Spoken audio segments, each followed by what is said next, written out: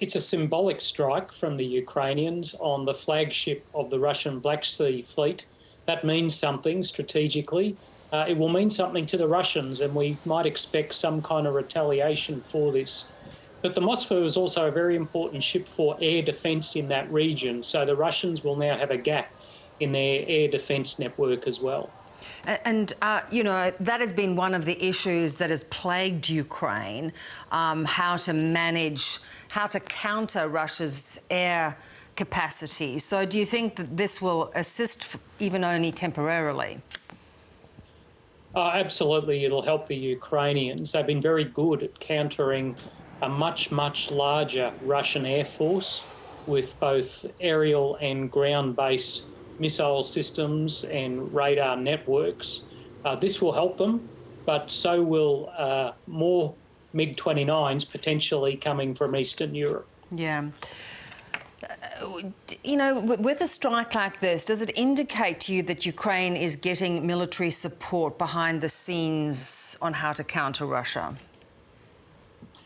Well, the Americans certainly have been quite open that they are sharing intelligence with the Ukrainians. Indeed, there was another announcement in the past 24 hours that they will continue to enhance intelligence sharing that will support the Ukrainians as long as it's not for strikes within Russia itself. So they'll be getting help not just from the Americans, but from NATO, from European nations when it comes to information and intelligence they can use. So, and then let's come back to the MiGs, as you were talking about. This has been the one gap in a lot of promised weaponry and support and defence systems. How critical is this going to be going forward for Ukraine? Well, it's really important because in a war like this, you go through equipment, you go through ammunition, you go through vehicles, tanks and aircraft very quickly. So even if you already have them, they need to be replaced. The latest American package announced today represents an expansion of the type of aid the Americans have been willing to provide. There's 200 armoured personnel carriers, there's helicopters, there's air defence and radars in there. So we're seeing an expansion in the type of aid. The Poles and the Slovak Republic reportedly are going to offer T-72 tanks. It's not much of a leap from there to see MiG-29 aircrafts also being offered to the Ukrainians in short order. And would they have the experience and expertise to operate them? Oh, absolutely. The Ukrainians have demonstrated great capacity to rapidly absorb new equipment, particularly Soviet-era equipment. Remember, Ukraine has used this kind of equipment for decades. It appears they are much, much better at using it than the Russians are.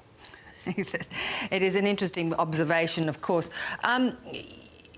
Is this announcement from the US today going to be the game changer that Ukraine has been asking for? I think every single piece of assistance that we can provide them, the 20 Bushmasters that are going there, the American aid, the NATO aid, all helps Ukrainians. They're going to get tanks from Eastern Europe, they're getting helicopters, they continue to get precision missiles.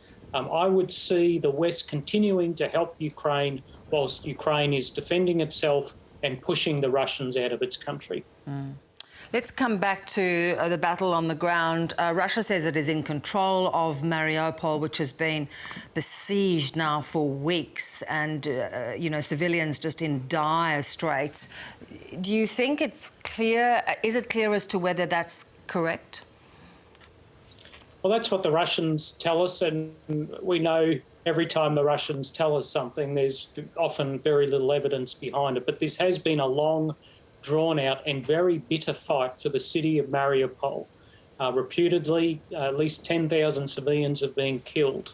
The Ukrainians are still fighting there. They haven't given up. They haven't declared defeat. But if the Russians are successful there, it will be a Pyrrhic victory. They will be taking over a pile of rubble, but it may free up some Russian troops to fight in the east or in other operations in the south. Yeah. It's been interesting this week. Finland seems set on taking steps to join NATO. The conversation is certainly on the table in Sweden. If the pretext was to counter NATO, Russia has really not achieved that, have they? No, I'm pretty sure when Putin was thinking about this war, to the degree he did think about it and launched it, he never imagined he'd see the Prime Ministers of Finland and Sweden giving a joint press conference to announce they were considering joining NATO. Public opinion in both those countries has turned around since this war began, and two countries that have traditionally been non-aligned are now both seriously considering joining the NATO alliance. And how would that strengthen or certainly change NATO if that were to take place? Well, it certainly continues the expansion of NATO, but it's a long process. It would take at least a year because all of NATO's 30 members would have to agree to the accession of these two countries. They already have a special relationship agreement with NATO, but it would expand the NATO alliance into the Nordic countries in a way that it hasn't done so, even in the Cold War. Mick, I wonder what your thoughts are. You know, we see Russian troops moving to the Donbass region. They're not ready yet necessarily for a changed offensive than the one that's already been taking place. But if this continues to drag on, how sure are you that the commitment, the international commitment to support Ukraine would continue? I think that's a great question because Western democracies lose patience with wars and these kind of things pretty quickly.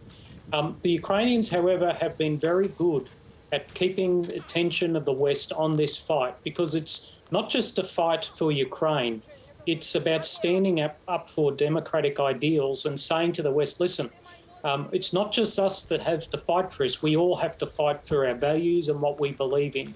And it might be in Ukraine at the moment, but you never know when it might be you. So I think the West will keep its attention on the Ukraine, but things like elections and those kind of things do tend to distract us.